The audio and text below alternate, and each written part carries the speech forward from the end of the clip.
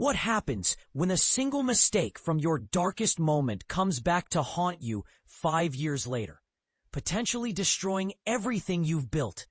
The haunting melody of violins now fills the marble halls of Utah's state capitol.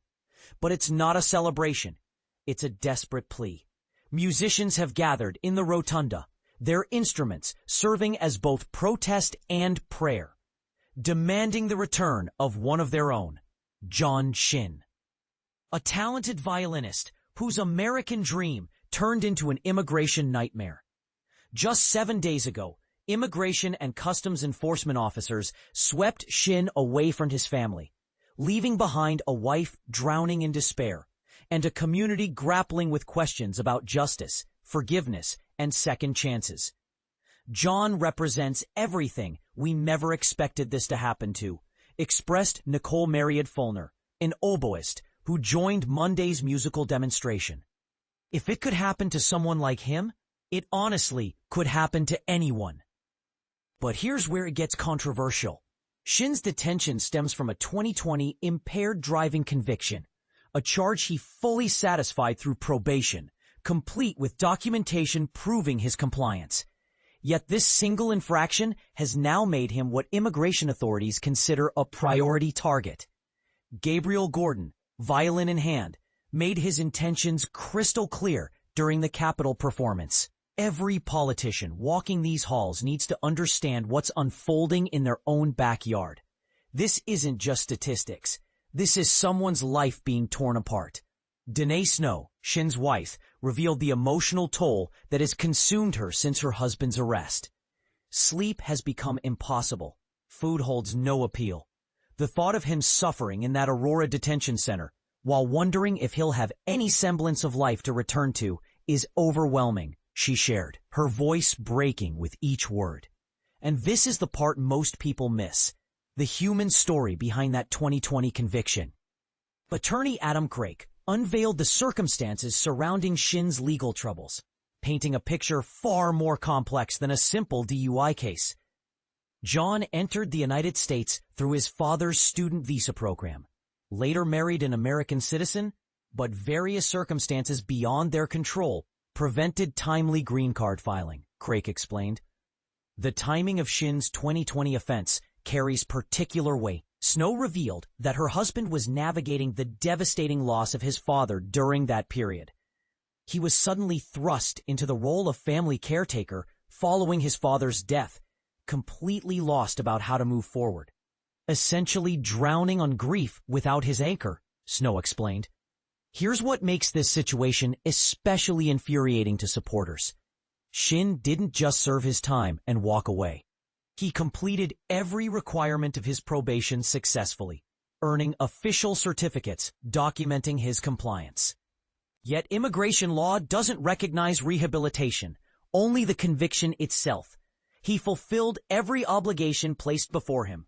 The paperwork proves his complete cooperation with the legal system, Craig emphasized. However, current immigration policy automatically categorizes anyone with such a conviction as an enforcement priority, regardless of their rehabilitation efforts. Craig acknowledged the delayed immigration paperwork while defending the family's circumstances. Would I have preferred they filed years ago? Absolutely. Did life's realities make that possible? Unfortunately not. Can they proceed now? Yes. Will that retroactively change their current legal predicament? Sadly, no. Snow has managed brief phone contact with her detained husband, learning he's enduring basic deprivations that compound his suffering. He's still sleeping without a pillow, desperately wanting to come home, and we're all sharing that same desperate desire, she shared. The wife's next words reveal the internal struggle many families face in similar situations. I needed everyone to witness what an extraordinary husband, father, and human being he truly is, while acknowledging he's not without flaws. I wish that mistake had never happened. We've exhausted every effort to correct our path, and just as I've found the strength to forgive him, I'm hoping our community can extend that same grace. The musical protest continues as a constant reminder, echoing through government corridors. while loved ones maintain their vigil. John, if you're somehow hearing this message, I apologize for not warming up properly before playing, Gordon called out with gallows humor during his violin performance. Every single one of us stands behind you, and we're counting the hours until your return home. Shin's bond hearing represents a crucial turning point scheduled for next Tuesday. The community response has generated a GoFundMe campaign to address mounting legal expenses, but Craik made an unusual public statement regarding donations that raises its own ethical questions. Many generous individuals contributed through GoFundMe, and I believe in complete transparency, Craik announced. If any donor feels deceived, thinking, had I known about that 2020 impaired driving conviction, I wouldn't have contributed. I'm committed to working with Danae to ensure those individuals receive complete refunds. This raises a fascinating question.